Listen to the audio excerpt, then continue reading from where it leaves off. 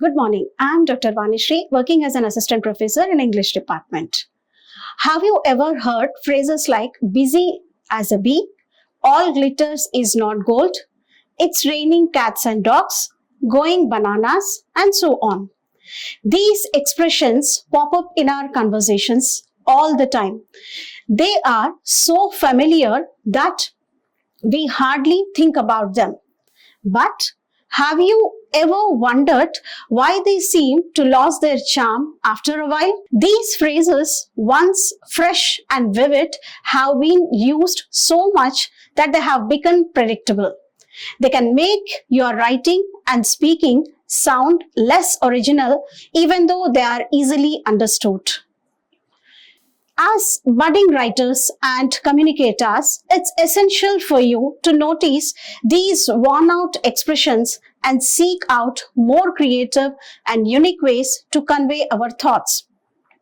This approach will make your communication more engaging and memorable. So today, let us learn about these worn-out expressions, that is cliches. So what are cliches? Cliches are an overused and worn-out expressions used to convey a popular thought or idea.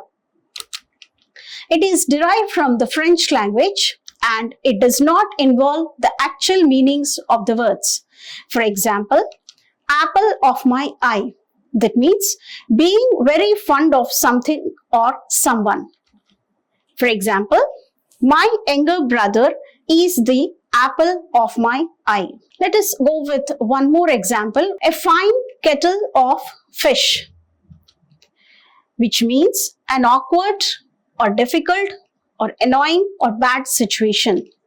Let us go with one example of this. He's managed to get himself into a fine kettle of fish. That means he's able to manage to get himself from an awkward or difficult or a bad situation. Now let us go. What are the different types of cliches? Here we have first cliche is figurative cliches. So in that figurative cliches we have idioms. So what are idioms? Idioms are used as a figurative expression whose meaning does not relate to the literal meaning of its word. For example, I'm over the moon. I'm over the moon means the person is not over the moon. That means the person is extremely pleased or happy. I'm so happy that I got my dream job. I'm over the moon. That means as he got his dream job, he was very happy. He's extremely happy and pleased. Then let us see what is a difference between a cliche and idiom. We all know that cliche is an overused or boring expression. For example, in completing a project, many hands make light work.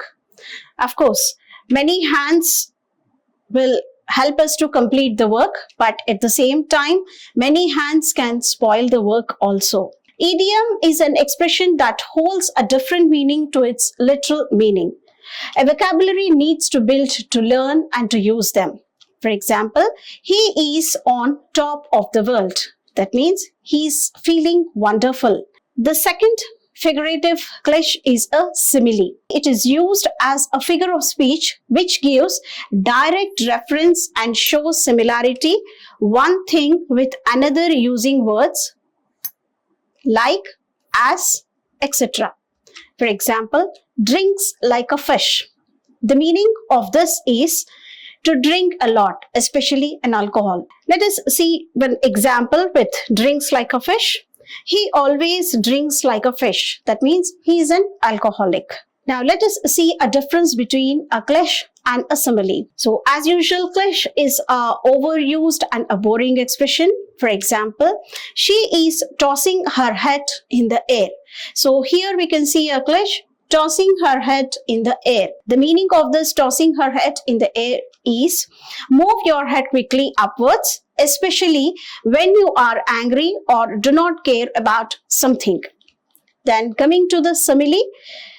Simile, we all know that it shows similarity between two things or two ideas. For example, he laughed like a hyena. Here we can see that like a hyena. So like is a word which represents the simile. So here we are showing a similarity between he and hyena.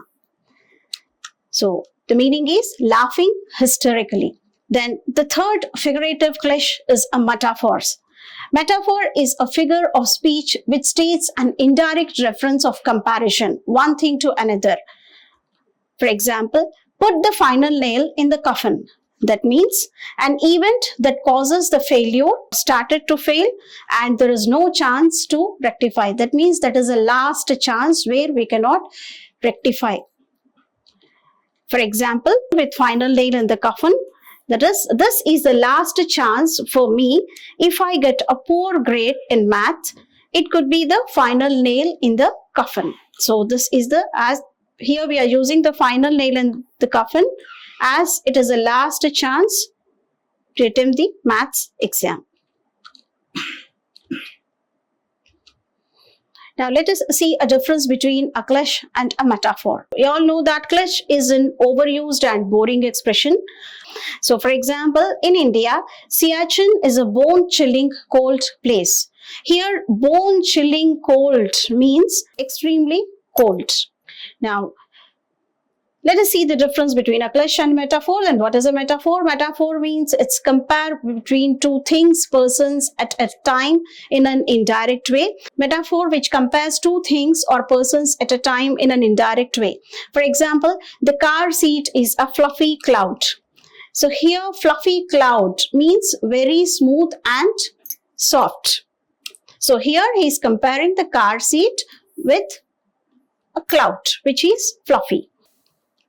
Now, we are able to know that what is a cliche, what is a simile, what is a metaphor. Now, let us see a difference between a simile and a metaphor. Just revise the definition of a simile and a metaphor. Simile is a direct reference which shows the similarity by using the words as, like, or like as.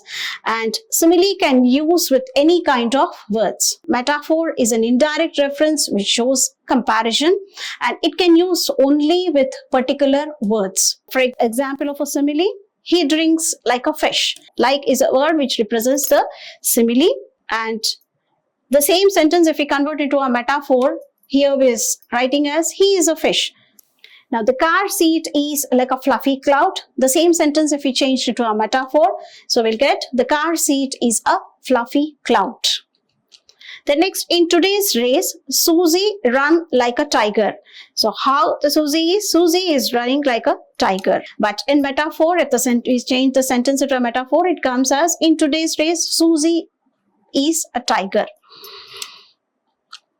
The next example, my friend's sister sees like an owl. So here like an owl is a simile where it is showing the similarity between friend sister and owl. And here he's showing the comparison between friend sister and owl. That is, my friend's sister is an owl. Then the last example is my mother's heart is like a golden heart. So here is showing the similarity between mother's heart and golden heart. And the same sentence if we go with the comparison, my mother has a golden heart or my mother heart is gold. Now the second type of cliches is a literal cliches. So here we have the two types of cliches. So let us go with the first one. Literal cliches, that is a proverbs. So we all know that proverbs is a short, well-known sayings which states general truth or a piece of advice. For example, some people ruin themselves by their own stupid actions and then blame the Lord. We can see many proverbs in our daily life such as Rome was not built in a day, etc. And the second literal cliches type is catchy phrases. Catchy phrases, they are well-known terms associated with a particular person which are popularized after widespread or repeated use. For example, is that your final answer? Live long, prosper, enjoy the best rates, it's the biggest sale of the year, and so on. Now let us see the difference between the cliche and a proverb. So as usual, cliche is an overused or worn out or boring expression. For example, there are a lot of things that need to be completed for our project. I would suggest that we start with the low-hanging fruit. So here low-hanging fruit means easily achievable target or task. Proverb which represents the generalized truth and teach a lesson. For example, an apple a day keeps the doctor away. Of course, it's a generalized truth that whenever, like if we eat apple a day regularly, then obviously there is no need of medication. Meaning, eating an apple each day can help to keep you healthy. Then let us see the difference between a clutch and a catchy phrases. Clutch is an overused and boring expression. For example, when we arrived, Mary was going bananas and shouting at everyone. So here going bananas means to become very angry, crazy and annoyed. And coming to the catchy phrases is a group of words which are popularized after widespread and repeated use. For example, more customers are connecting their set-top boxes to the internet for catch-up TV. So here catch-up is a phrase which means to meet and discuss for a short period of time. What are the different problems that we face by using the cliches? So overusing cliches in paragraphs, in stories or dramas can show a lack of original thoughts, and it makes unimaginative and lazy, and they're often specific to language and culture. It may be a communication barrier also. And how you can avoid or get rid of these cliches? The first is you have to research or brainstorm more to use proper words or vocabulary. Next, try to pinpoint exactly what you want to say and write it. And finally, ask yourself questions as you write. Then let us do some practice so that we can be familiar with these cliches. In the present day and age, people are increasingly sharing recipes for healthy food on the internet.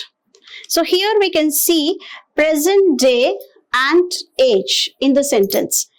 They both refers to the present time. So this we can substitute with a word that is nowadays. So instead of that present day and age, simply we can write nowadays people are increasingly sharing recipes for healthy food on the internet. Now let us go with the second example. At the end of the day, it is for the individual to decide whether he can have a positive approach to failures in life. So here in the sentence we can see that at the end of the day, which refers to finally or ultimately. So instead of at the end of the day, we can use finally or ultimately. So ultimately, it is for the individual to decide whether he can have a positive approach to failures in life.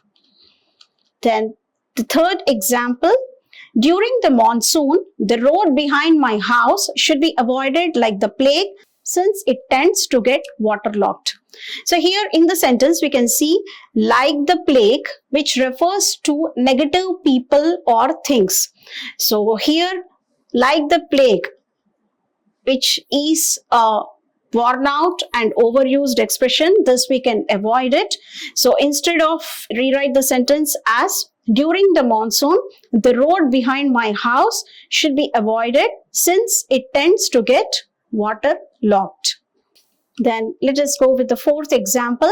Ravi, who is always an early bird, submitted his assignment much before the deadline. So here you can see a clutch that is always an early bird, which means someone who starts the work early or does something before other people to reach target or to achieve success. So this always an early bird is an worn out expression. So we can remove this worn out expression and we can rewrite the sentence as Ravi submitted his assignment much before the deadline. And the next example, malpractice during the examinations will not be tolerated in any way, shape or form.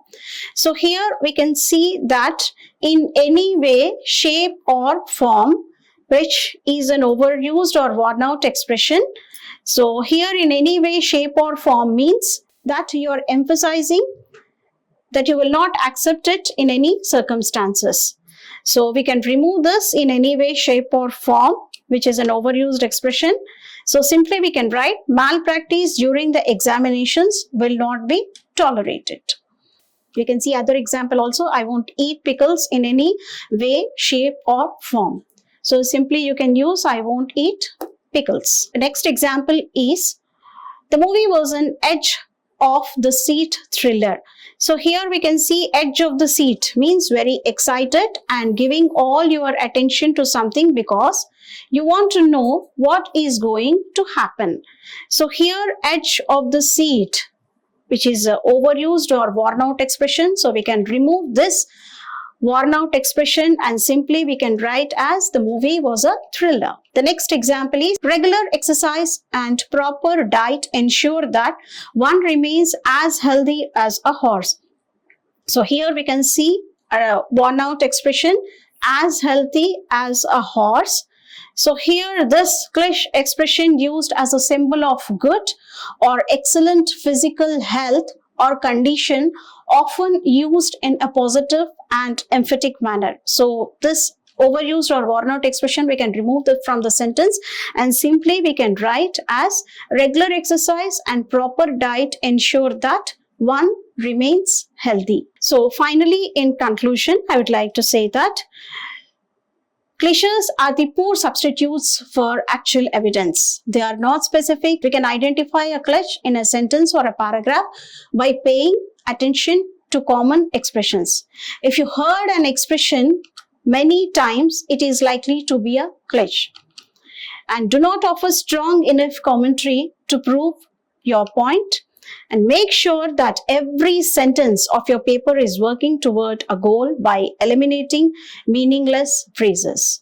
So now I hope that you very well understand with the topic cliches and how you can avoid the cliches in the paragraphs or sentences. Thank you. Thank you for giving me this opportunity. Like, share and subscribe. Hit the bell icon for more updates.